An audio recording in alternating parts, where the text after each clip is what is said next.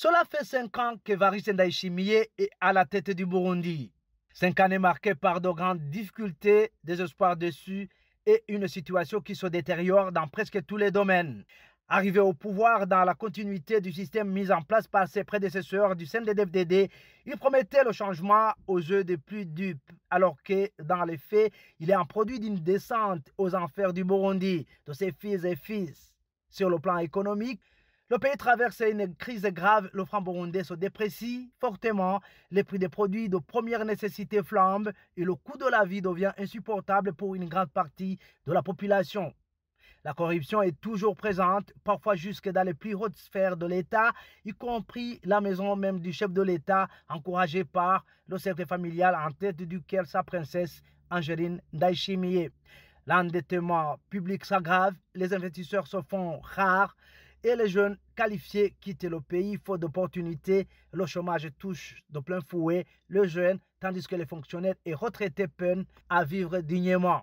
Quand l'économie est malade, la politique, elle, agonise. Les libertés fondamentales sont en recul, les espaces civiques et démocratiques sont verrouillés. Les opposants, les organisations de la société civile et les médias indépendants subissent pression et arrestations arbitraires et autres formes de répression.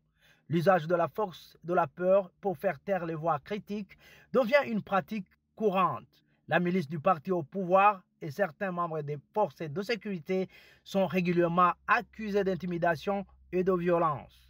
Les récentes élections organisées sous la houlette d'une commission électorale contestée n'ont fait que renforcer le contrôle du parti au pouvoir.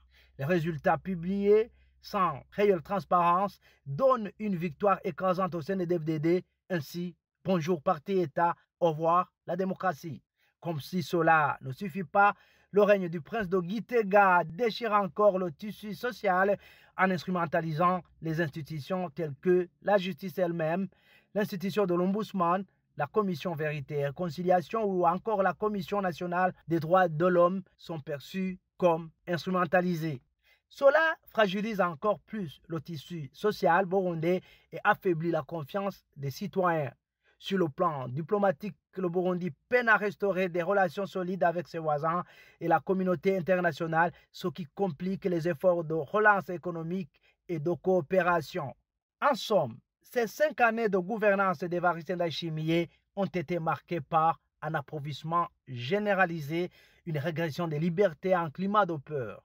Le pays semble s'enfoncer dans une impasse alors que les Burundais aspirent à la paix, à la justice et à un avenir meilleur. Le Burundi mérite mieux et demain, c'est trop tard.